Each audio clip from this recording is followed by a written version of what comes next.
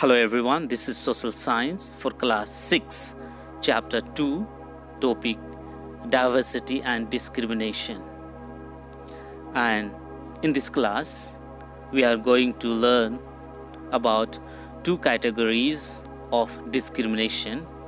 First is prejudice and second is stereotypes, and how these two prejudice and stereotypes leads to discrimination. So let us start. India is well known for its diversity. We are different. We come from different communities, religions, and so on. Yet as a human beings, we all are members of the same society. We all are Indians. We all have to learn to live in harmony and celebrate diversity and plurality of our country, India.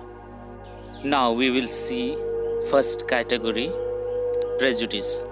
It is a biased opinion on insufficient knowledge. It's mostly negative attitude towards others. It comes from two Latin words. Pre means before and judge, meaning making a judgment before knowing any proper details. People hold prejudice about many things, and here are some of the examples. People's complexion, skin colors, clothes, food, sex, class, race, languages, religions, nationality, and so on. Prejudice can take the form of disliking, anger, fear, discomfort, and even hatred. Some people also think English-speaking people are superior or more educated than those who speak in Hindi and other local languages, which is not true at all. And these types of attitude often discriminate people and creates dislike towards others, which is bad for society's growth. And second category is stereotypes.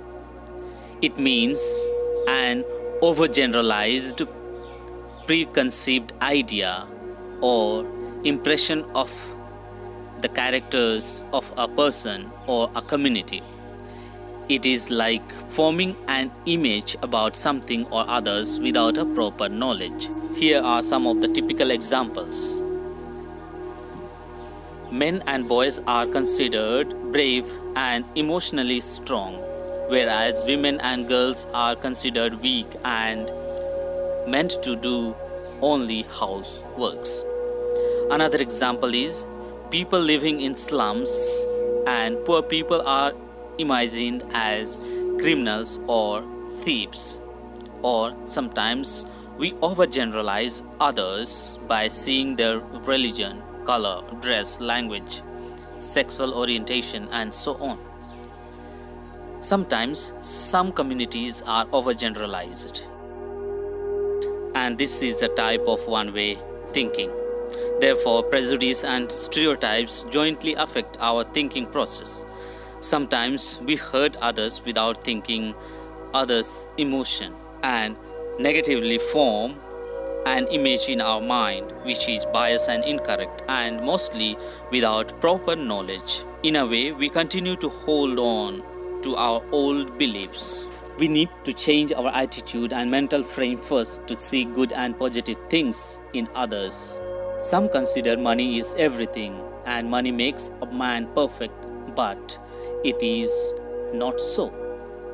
We know availability of money and opportunities in life does not make a man or person low or high, poor or rich.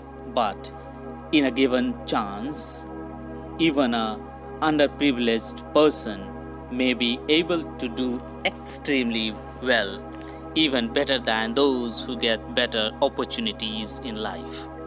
Remember our former president, late Dr. APJ Abdul Kalam, who came from a poor background but could become one of the top scientists of India and later became the president of the diverse country India. Another example of excellence is late Dr. Stephen Hawking. At the early age, he was contracted with an incurable disease and he could not move around. He spent his whole life in the wheelchair, but this did not stop him to become a great physicist. Prejudice, stereotype, and discrimination are interconnected. Here you see in the diagram how they are interconnected and affect each other. Prejudice is more of heart level, emotional and affecting level. Stereotype is more of cognition, which is knowing, learning and reasoning. Discrimination is behavior level. However, prejudice and stereotype leads to discrimination. Therefore, let us break prejudice and stereotype minds which discriminate others. Prejudice and stereotype are problematic because they create discrimination among people. Therefore, it is well said, the greatest obstacle for progress is prejudice. And if you judge people, you have no time to love others. So this is enough for this class. Next we will see the second part of the chapter on discrimination, a social evil. Thank you very much.